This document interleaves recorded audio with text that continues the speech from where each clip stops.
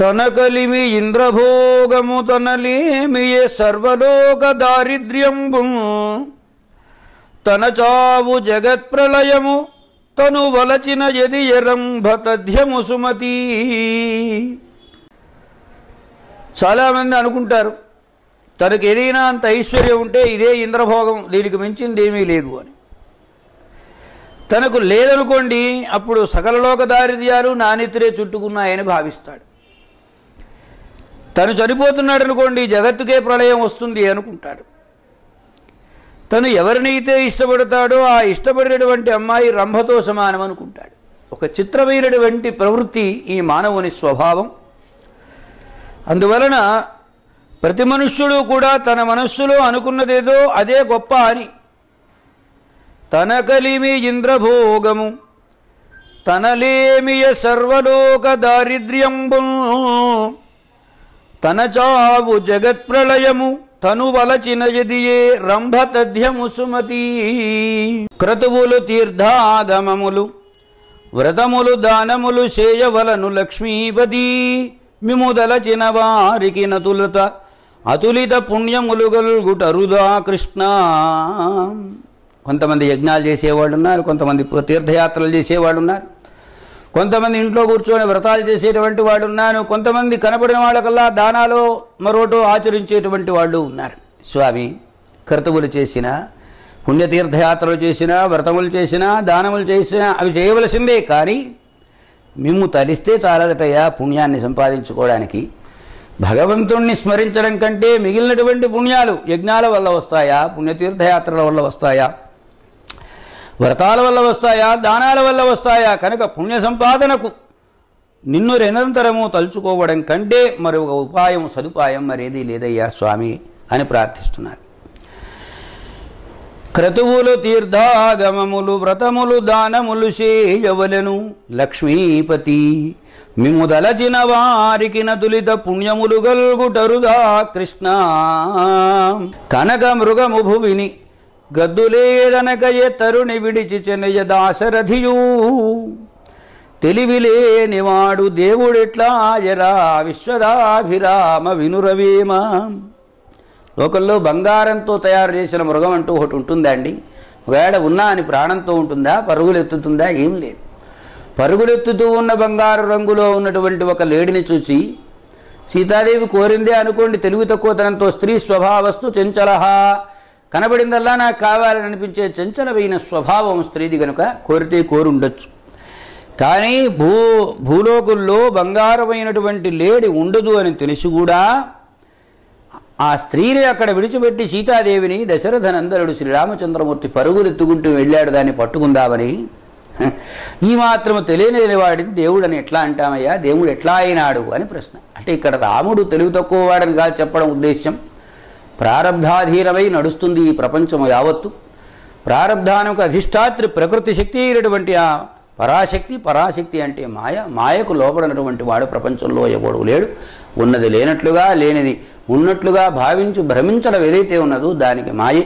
అందుకని యా మా సా మా, యా మా సా మాయ, ఏదైతే నిజానికి లేదో ఉన్నట్లుగా అనిపిస్తున్నదో దానికే మాయా మాయ, దానిని గారడి గారడి అంటారు. కనుక మాయకు లోబడిపోయినటువంటి వాడు మనుష్య జాతిలో పుట్టాడు కాబట్టి మనుష్యుల్లాగానే అందరికి మాయ కమ్మినట్టుగానే ఆ మాయాశక్తి అతడి మీద కూడా ప్రసరించింది సుమా అని చెప్పడం ఉద్దేశ్యం. మాయకు లోబడినటువంటి వాడు ఎవడూ లేడు, దేవుడంతటి వాడు కూడా మాయకు లోబడిపోయినాడు సుమా అని చెప్పడం. కనక మృగము భువిని గద్దు లేదనకయే తరుణి విడిచి చనియ దాశరథియూ తెలివిలేనివాడు దేవుడెట్లాయరా విశ్వదాభిరామ వినురవేమ. చేసితి ఘోర కృత్యములు చేసితి భాగవతాపచారములు చేసితి నన్యదైవముల చేరి భజించిన వారి పొందు నీ చేసిన నెరములచి చిక్కుల పెట్టకుమయ్యా అయ్యా నీ దాసుడనయ్యా భద్రగిరి దాశరథీ కరుణాపయోనిధి. హృదయావిష్కరణం అంటారు. తన మనస్సులో ఏదున్నదో అది మాటల పొందికలో మనకు అందజేసినటువంటి మహానుభావుడు ఆయన. తనను గురించిన ఆలోచన తాను చేసుకుంటూ తాను ఎలా బాగుపడాలో నిర్ణయించుకునేటువంటి మహానుభావుని యొక్క లక్షణం ఈ రామదాసు గారిది. చేసితి ఘోర కృత్యములు, చేసేటప్పుడు ఆవగింజలాగా ఉంటుందట, అనుభవించేటప్పుడు అది గుమ్మడికాయలాగా ఉంటుందట. పాపము యొక్క లక్షణం అది. పిల్లవాడు పిర్రగిల్లుతాడు, వాడు కిబోమని ఏడుస్తుంటాడు, తిక్క కుదిరింది అని వీడు సంతోషపడుతూ ఉంటాడు. ఇది చిన్న పని అయినా సరే చేసేటప్పుడు ఏదో వినోద క్రీడలాగా చేసేస్తాడు, తర్వాత అయ్యో అయ్యో అని ఏడుస్తాడు. అనేకములైనటువంటి ఘోరములైన కృత్యాలన్నింటినో చేశాను. రెండవ మాట, నీ పాదకమల సేవయు నీ పాదార్చకులతోడి నెయ్యము నితాంతాపార భూత దయయును తాపస మందార నాకు దయసేయగదే. పోతన గారి మాటలు భాగవతంలో చెప్పినటువంటి మాటలు. భగవద్భక్తులైనటువంటి వారితో సహవాసం చేయాలి. వాళ్ళ విషయంలో ఎప్పుడూ ఏ విధమైనటువంటి దోషము చేయకూడదు. నేనా అనేకములైనటువంటి భాగవత సత్తములైనటువంటి వారికి అపచారాలు ఎన్నో చేశాను. చేసిది నన్యదైవముల చేరి భజించిన వారి పొందు. రాముడొక్కడు చాలడా నిజానికి రక్షించడానికి? ఏదో పొద్దున్న లేచిన దగ్గర నుంచి సాయంత్రం దాకా ఆ దేవతకు పూజ, ఈ దేవతకు పూజ, ఇంకో దేవుడికి పూజ, ఏవో దేవతల పూజలు చేస్తూ ఉంటారు. నీవు తప్ప ఇతరమైనటువంటి దేవతల పూజలు చేసినటువంటి వారు ఉన్నారే, వారితో సహవాసాన్ని పొందానయ్యా నేను.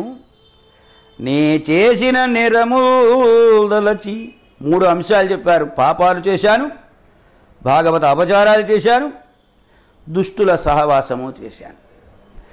ఇలాంటి వాడే వీడు అని అనుకొని మనస్సులో వీడన్నీ తప్పుల చిట్టా చేసినటువంటి వాడు అని నన్ను చిక్కులు పెడతావేమో, పెట్టవోకవయ్యా. అయ్యా నేను నీ దాసుని కదయ్యా. అపరాధ సహస్రాణి క్రియంతే హర్నిశమ్మయా దాసోయమితి మాం మత్వా క్షమస్వ జగదీశ్వర. మన నిత్యం పూజా పురస్కారాలు చేసుకునేటప్పుడు భగవంతుణ్ణి ప్రార్థన చేస్తా.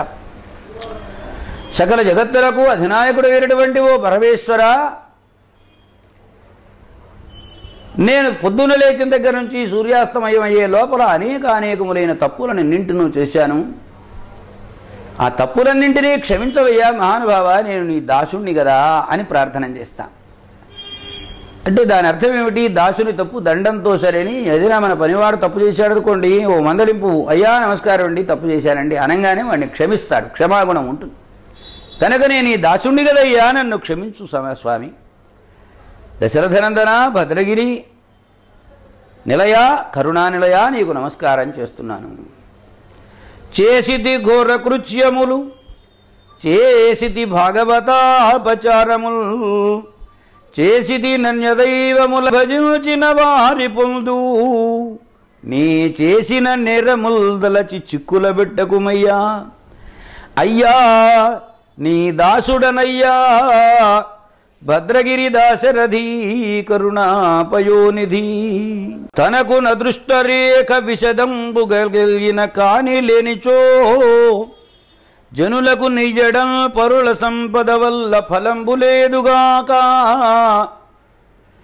కనుగవలెస్సగా తెలివిగలిగిన వానికి గాక గుడ్డికి కనపడునట్లు వెన్నెలలుగా యగనందుక రూపు భాస్కర.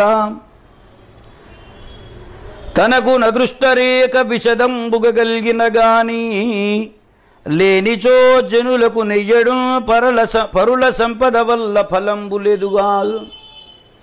తనకు అదృష్టం ఉంటే ఆ సంపదంతా తన దగ్గరే ఉంటుంది. అదృష్టం లేనప్పుడు వారింట్లో ఇంత ఉంది, వీరింట్లో ఇంత ఉందని ఎంత లెక్కలు చూసుకొని ఆ సంపద నాకు రావాలన్నా రాదయ్యా. ఇతరుల ఇంట్లో సంపద ఉంటే నీకేమిటి లాభం? ఏమీ ప్రయోజనం లేదు. ఎలాగా అంటే, కన్నులు బాగా తెలివి కలిగినటువంటి వాడికి మాత్రమే వెన్నెలలో ఉండేటువంటి రూపములన్నీ స్పష్టంగా కనబడతాయి. గుడ్డివాడి దగ్గర వెన్నెల కాస్తే మాత్రం ఏం లాభం? కాయకుండా ఉంటే ఏం లాభం? నీకు అదృష్టం ఉంటే ఆ సంపద నీ ఇంటికి వస్తే నీకు సంతోషం.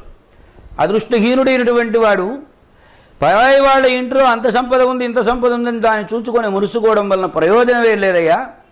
గుడ్డివాడికి వెన్నెలలో ఉన్నటువంటి వస్తువులు ఎలా కనబడవో అలా నీకు ఏ విధంగానూ ఇతరుల సంపదలు ఉపయోగపడవు అదృష్టం లేకపోతే. తనకు నదృష్టరేఖ విశదంబుగలిగిన గాని లేనిచో జనునకు ఇయ్యడం పరుల సంపద వల్ల ఫలంబు లేదుగా. కనుగవలెస్సగా తెలివిగలిగిన వారికి గాక గ్రుడ్డికి కనబడునట్లు వెన్నెలలుగా జగనందొక రూపు భాస్కర.